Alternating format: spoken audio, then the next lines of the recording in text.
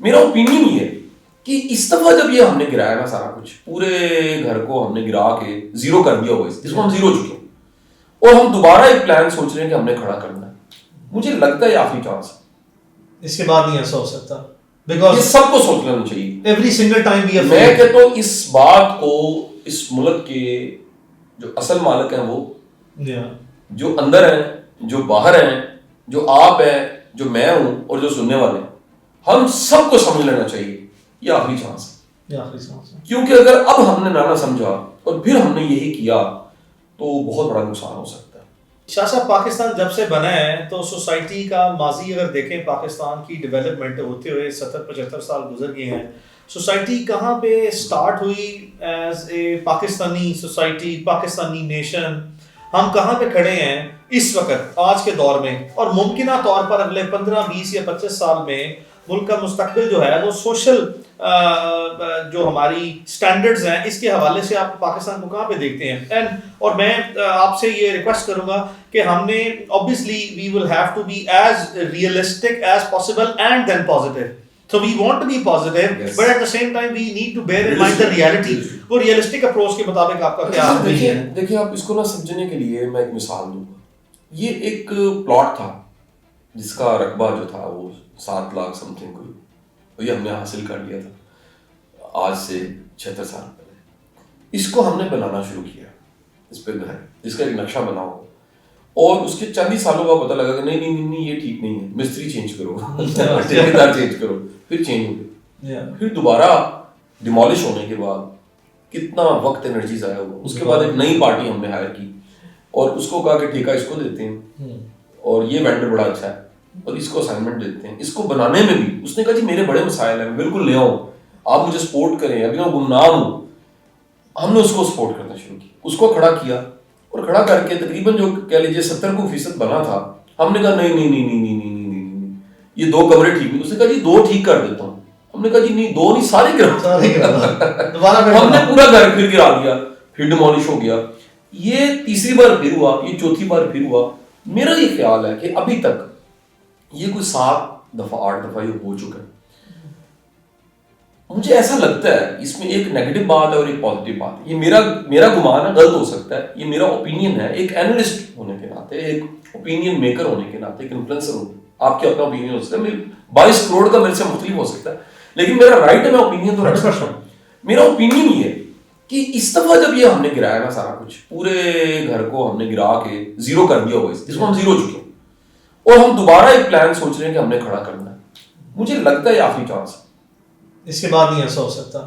یہ سب کو سوچ لینا چاہیے. ایوری سنگل ٹائم میں کہتا ہوں اس بات کو اس ملک کے جو اصل مالک ہیں, وہ جو اندر ہیں, جو باہر ہیں, جو آپ ہیں, جو میں ہوں, اور جو سننے والے ہیں, ہم سب کو سمجھ لینا چاہیے یہ آخری چانس ہے. کیونکہ اگر اب ہم نے نہ سمجھا اور پھر ہم نے یہی کیا تو بہت بڑا نقصان ہو سکتا ہے. یہ کوئی میں ڈرا نہیں رہا, نہیں میں مطلب دیکھیں نا, ہم علامہ محمد اقبال کو حکیم الامت کہتے ہیں. جو امت کا حکیم ہوتا ہے نا, وہ بھی نفس دیکھ رہا ہوتا ہے. تو آپ میں ہم سب جو اس سسٹم میں موجود ہیں, اس ملک میں موجود ہیں, اور آج کے زمانے میں ماڈرن زمانے ہے, یہ پوڈ کاسٹ ماڈرن زمانے کی. ہم آج سے اگر 30 سال پہلے ہوتے تو دلدار پرویز بھٹی صاحب کے شو میں نیلام گھر میں ہوتے, اور بڑی بات طریقے سے کر رہے ہوتے. آج بڑی آزادی ہے, آج بڑی باتیں کی جا سکتی ہیں. آپ کے پروگرام بڑا کچھ کہہ سکتا ہوں, تو آپ مجھ سے بڑا پوچھ سکتے ہیں. بلکہ ہم نے طے کیا آج پروگرام کو ڈیزائن نہیں کرنا, ہم نے اچانک شروع کرنا, ایک بار نہیں 10 بار بیٹھیں گے. میرا تو بھائی سے بڑا یہ احترام کا اور محبت کا تعلق ہے, اور میں ان کا سچی بات ہے, میں فین ہوں. آپ کو بتا دوں سننے والوں کو کہ ینگ لوگ, ینگ سارے کے ساری ڈاٹ جو کچھ ڈفرنٹ کر رہی ہے, جو آؤٹ لائر ہے, آؤٹ لائر یہ ہے میرے سامنے بیٹھے ہوئے, جو آپ دیکھیے ان کے جو بیک میٹس ہوں گے, جو ان کے فیلوز ہوں گے, ان میں سے ایک بندہ اٹھتا ہے اور وہ آؤٹ لائر بن جاتا ہے, وہ غیر معمولی انسان بن جاتا ہے, اور وہ ینگ ایج میں فیمس ہو جاتا ہے. تو اللہ تعالیٰ آپ کو نظر بد سے بچائے گی. آپ نے تو بڑے ابھی چکے مارنے ہیں, بڑے کام کرنے ہیں. واپس آتا ہوں سر, اس ٹائم میں سب سے امپورٹنٹ چیز یہ ہے کہ سب کو ایک ہونا چاہیے. سر دیکھیں, اگر ایک جماعت ہے اور دوسری جماعت نہیں پسند اس کو, تو وہ کوئی انڈیا سے تو نہیں آئی, ابھی ہمارے لوگ ہیں, ہم میں سے ہی ہیں. میرے پہ الزام لگا نا پچھلے سال, اسٹیبلشمنٹ اس کو موو کر رہی ہے. ٹاپک تھوڑا ادھر لے کے جاتا ہوں, میں نے کہا وہ انڈیا کی اسٹیبلشمنٹ ہے. یعنی مجھے بتائیں کہ مجھے را آپریٹ کر رہا ہے یا مجھے پہلی بات تو اسٹیبلشمنٹ نہیں ہے. پہلی بات سر انڈیپینڈنٹ چوائسز ہیں سر میں جس گاڑی پہ آیا ہوں آپ کے سامنے یہ ایک عام مناسب سی گاڑی ہے اور میں بیگم بچوں کے ساتھ آ گئی وہاں کے پاس. تو میرے آپ دفتر آئے ہیں یا گھر آئے ہیں آپ کو دیکھیں اگر کوئی اسٹیبلشمنٹ پیچھے ہو نہیں کوئی ایسی چیز نہیں, مسائل اچھے ہو جائیں, کوئی ایسی چیز نہیں ہے, کوئی پیسے جیب میں آ جائیں مناسب ایک خوشحال زندگی میں اس کو ایسا نہیں ہے کوئی بہت کمی, لیکن اللہ کا شکر ہے. بتانے کا مقصد یہ الزام لگانا بڑا آسان ہے, اس کو ثابت کرنا بڑا مشکل نہیں. ایسی کوئی چیز ہے ہی نہیں ہے. اور وہ اگر الزام ثابت کروانے پر آپ آ گئے تو ایسی کوئی چیز وہ آپ نے جس طرح ہم نے ہیئر سے کی بات کی ہے نا, تو ہیئر سے ایک نیومر فیکٹری میں کوئی شخص نیومر جنریٹ کرتا ہے اور اس کو ہیئر سے والے جو ہیں وہ 100 لوگ جو ہیں وہ آگے سے آگے لے جاتے ہیں وداؤٹ اینی بیسس. شاہ صاحب پولیٹیکل آئیڈیالوجی جو ہے پاکستان میں جتنی اس وقت سیاسی جماعتیں ہیں اس میں پولیٹیکل آئیڈیالوجی کے اعتبار سے جو سا دیکھا جائے تو آپ کے دل کے جو ہے وہ کون سا قریب ہے؟ اور میں اس پہ لازمی طور پر چاہوں گا کہ we need to be very expressive and open about it. اس پہ واضح طور پہ بات کی جائے, چونکہ دیکھیں میری کم از کم پوڈ کاسٹ ایسی ہے جس پہ کوئی ایڈیٹوریل پالیسی نہیں ہے. ایز لانگ ایز جو ہے we are pro society, we are pro Pakistan, we are pro constitution, we are pro people, we need to be very honest and open about everything. So ہمیں ملک کے لیے معاشرے کی بہتری کے لیے بات کرنی ہے. جو بات آپ درست سمجھتے ہیں میں آپ سے توقع یہ رکھوں گا کہ ہم کھل کے بات کریں اور واضح طور پر بات کریں. پولیٹیکل آئیڈیالوجی میں سب سے قریب جو ہے وہ کون سی سیاسی جماعت ہے؟ دیکھیں سر میں بات کر دوں گا, اس کے بعد کیا ہوگا میں پہلے بتا دیتا ہوں. یہ پچھلے دن کچھ بھی نہیں ہوگا. پچھلے دن میں نے نا ایک جگہ میں جیل میں لیکچر دے رہا تو جیل کے اس لیکچر کے بعد نا میں ایک جگہ آ کے وہ جو ایڈیشنل کمشنر تھے نا میرے ساتھ تھے تو میں جیل کا وزٹ بھی دورہ بھی رکھ دیا انہوں نے میرا. تو دورہ کرتے کرتے میں ایک جگہ آیا تو میں نے سلاخیں پکڑ لی, تو اس طرف جو کیمرہ مین تھا اس نے میری فوٹو کھینچ لی. تو میں نے بعد میں ایڈیشنل کمشنر صاحب کو کہا کہ ہوتے گیا لیکن ہوں ان تھم نیل تے کوئی نہ لا دے. نہیں سر میں تھانوں گارنٹی دے رہے ہیں کوئی نہیں لائے گا. ویری نیکسٹ ڈے ایک یوٹیوب چینل نے اس تصویر کو لگایا ہوا تھا اور میں جیل میں کھڑا تھا, ٹھیک ہے, اور تھم نیل بن چکا تھا.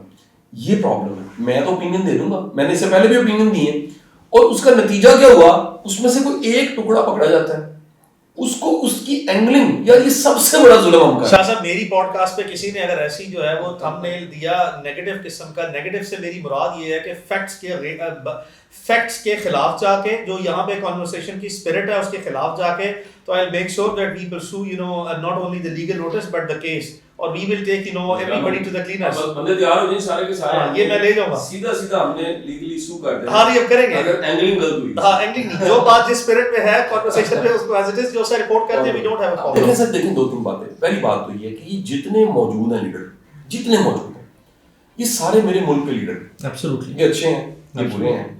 میں آپ کو بڑا واضح پیغام یہ دیتا ہوں, یہ میں دل سے کہہ رہا ہوں, اور میری بات کو میاں صاحب سیکنڈ کریں گے. سب کے سب جو ہمارے دوست ہیں پڑھنے لکھنے والے سوچنے والے سمجھنے والے عقل رکھنے والے وہ تو سیکنڈ کریں گے. اب اگر عقل ہے ہی نہیں تو سمجھ نہیں آئی پھر موجے موجہ. بھائی دنیا کا کوئی بندہ نبی رسول کے علاوہ پرفیکٹ نہیں ہو سکتا, کبھی بھی نہیں ہوگا. ڈن 100%. نمبر 2 اگر وہ انسان ہے ولی اللہ بھی ہے وہ گناہ گار ہوگا. جی بالکل ہے, اس میں کوئی شک نہیں ہے. ٹھیک ہو گیا. اور اگر کوئی ایسے شخص کو ولی کنسیڈر کرتا ہے تو وہ خود جو ہے بے وقوفوں کی لسٹ میں ہے. میں کہتا ہوں چلے ولی اللہ بھی ہو پھر بھی وہ انسان ہے. اب رہ گیا اگلی بات بڑی امپورٹنٹ ہے کہ اب رہ گیا کہ انسان کی ڈیفینیشن کیا ہے, وہ ہم کر لیتے ہیں. انسان اچھائیوں اور برائیوں کا مجموعہ ہے. ڈیفینیشن نمبر 1, انسان وہ مخلوق ہے جو ایک سا نہیں رہتا, یہ بدلتا رہتا ہے. یہ کبھی اشوک اعظم ہوتا ہے اس کے بعد دنیا ساری چھوڑ کے آخر کار ایک سینٹ بن جاتا ہے. یہ کبھی جو ہے ایک گجرانوالا کا دہقان اور کسان ہوتا ہے اور پھر یہ رنجیت سنگھ بن جاتا ہے. کبھی یہ ایک عام شیرشاہ ہوتا ہے پھر یہ شیرشاہ سوری بن جاتا ہے. یہ کبھی عام ایک فزکس کا ٹیچر اور پروفیسر ہوتا ہے بعد میں ڈاکٹر عبدالقدیر خان بن جاتا ہے. یہ کبھی ایک ساندے اور لاہور شہر اور کرشن نگر میں کھیلنے والا ایک لڑکا ہوتا ہے اور بعد میں وہ وکیل بن کے کامیاب ہو کے پوڈ کاسٹ کر رہا ہے. یہ کبھی جو ہے وہ گلشن ناوی کی گلی میں ٹیوشن پڑھا رہا ہوتا ہے اور اس کے بعد یہ ملک کا ایک موٹیویشن اسپیکر. یہ ایسی ہے.